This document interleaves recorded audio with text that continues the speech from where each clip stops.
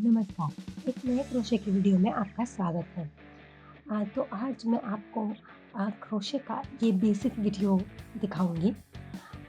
तो इसमें मैंने कई प्रकार की ऊन सुइयाँ जो बुनने के लिए क्रोशे के लिए ज़रूरत होती है क्रोशे के लिए इसकी, बहुत सारी सामग्री या फिर धागा कैसा पकड़ा जाए और टाके कैसे बुने जाए, ये सब मैं आपको दिखाऊँगी।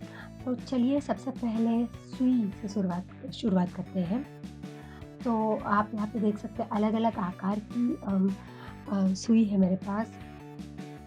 तो ये 8 नंबर की है पहली, फिर 6 नंबर की भी है और ये जो सामग्री है वो अलग-अलग प्रकार से बनाई हुई है। एक बाँस से बनाई हुई है, ये अ, धातु और उसके साथ प्लास्टिक या रबर है और फिर जो तीसरी है अ, वो भी प्लास्टिक से ही बनाई हुई है। तो सबसे तो मैं ये जो बीच में है, ये मेरे हाथ में काली जो धातु और प्लास्टिक या रबर है इसके नीचे काले रंग का, मैं ऐसी वाली सुई ज़्यादा इस्तेमाल करती हूँ, उसको प्राथमिकता देती हूँ क्योंकि इसका वज़न भी बराबर होता है बुनने के लिए, क्रोशे करने के लिए वो ज़्यादा अच्छी रहती है। तो फिर ये देखिए आपको कैंची की भी ज़रूरत होती है और जो आप बुनेंगे, भले वो कुछ भी हो, तो उसको बंद करने के लिए सुई की भी आवश्यकता होती है। तो यहाँ पे ये देखिए इस तरह की सुई की आवश्यकता रहती है और ऊपर उसको बिल्कुल आप देख सकते हैं कि बाकी सुइयों से अलग है और कैंची आप कौन-सी भी इस्तेमाल कर सकते हैं। और फिर हम अलग-अलग ऊन के बारे में देखेंगे। ये मेरे पास है गर्मियों के लिए ऊन है ये। आप यहाँ पे पढ़ सकते हैं 50 ग्राम और 150 मीटर की ऊन है ये। तो आपको कितनी ज़रूरत है ये इस पर भी निर्भर करता है कि आप अ, क्या बुन रहे हैं। अगर आप कुछ ढीला बुन रहे हैं तो आपको ऊन की कम ज़रूरत पड़ेगी। अगर आपको ठंडियों के लिए कुछ बुनना है तो ऊन की आपको ज़्यादा ज़रूरत पड़ेगी। तो इस तरीके से कई रंगों में ऊन आती है और ऊन कितनी मोटी है उस पर भी उसका वज़न कम या ज़्यादा होते रहता है। तो ये ऊन ज़्यादा मोटी नहीं है क्योंकि ये गर्मियों के लिए है।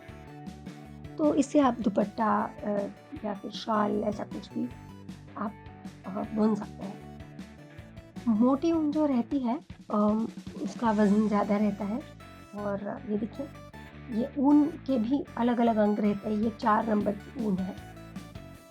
तो इसका हम मोटाई हम बोल सकते हैं कि 4 नंबर है।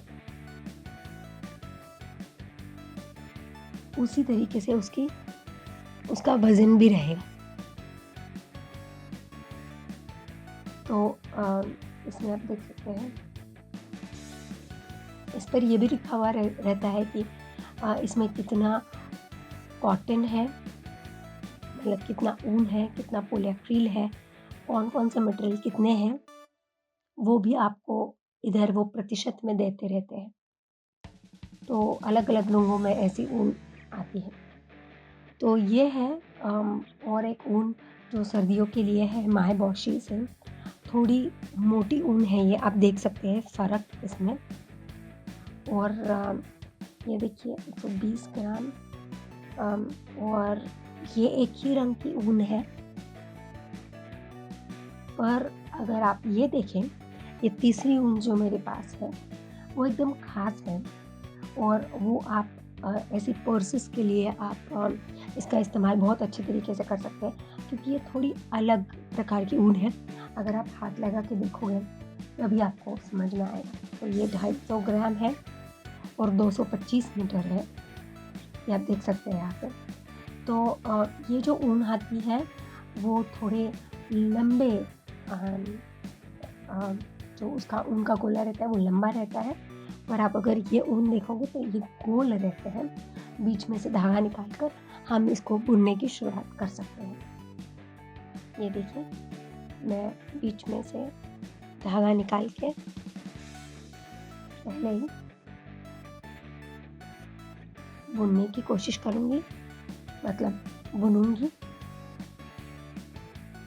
और आप देख सकते हैं कुछ ऊन में ऐसा रहता है कि 70% पोलिएक्रिल है, 30% ऊन है, फिर वो 50 ग्राम है या 55 मीटर है या कैसा है, ये सब आप इस पे ये देखिए 50 ग्राम 55 मीटर है ये, और ये है 50 ग्राम 150 मीटर, और 5% इसमें पॉलिस्टर भी है।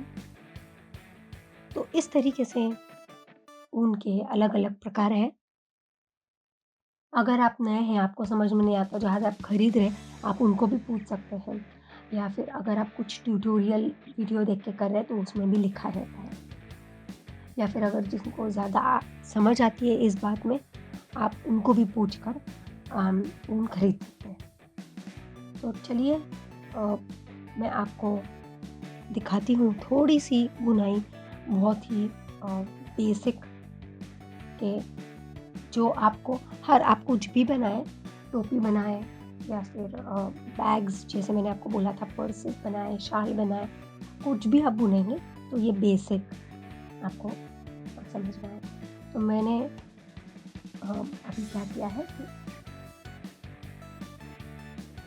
मेरे छोटी उंगली और अनामिका के बीच में धागा फँसा के फिर तर्जनी के आसपास मैंने उसको लिया, फिर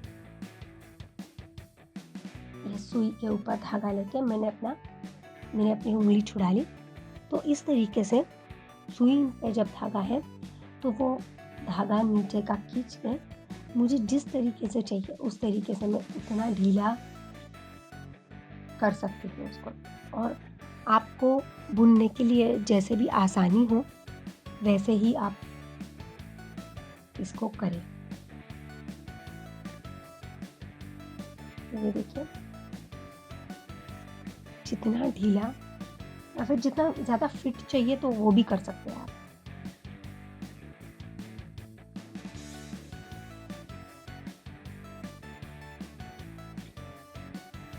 तो ये देखिए, इस तरीके से मैंने उंगलियां डालकर यहाँ पे पकड़ लिया है।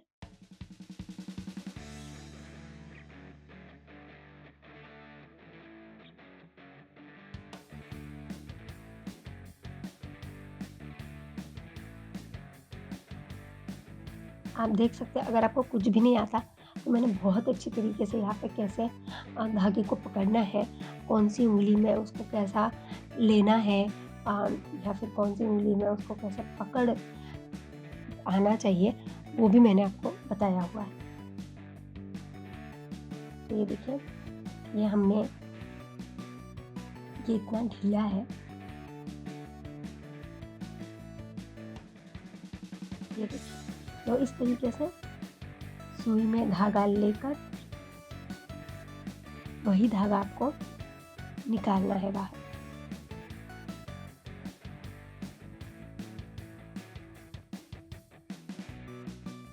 इस तरीके से।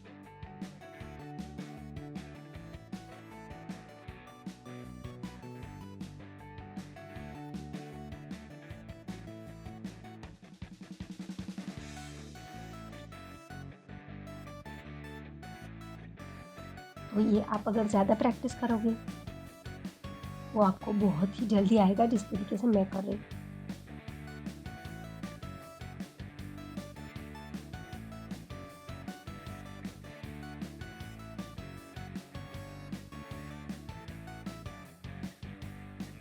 ये देखिए, ये इतना क्रोशे करके बुन के मेरा हो गया।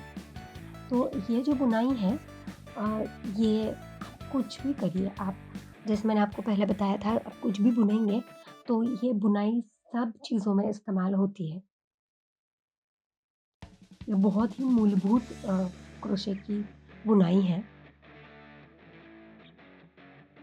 मैं सारा इसी तरीके से नहीं बुनूँगी, बस आपको दिखाने के लिए कि ये इतना जल्दी भी पूरा हो सकता है और कितना आसान है, इसलिए मैं दिखा रही हूँ आपको। तो मैंने आपको अभी ये बहुत ही बेसिक बुनाई बताई है। अगले वीडियो में मैं आपको और 4-5 बुनाई 4-5 धागे सिखाऊँगी कि कैसे आपको बुनाई अलग-अलग प्रकार की आप कर सकते हैं, अलग-अलग धागों से।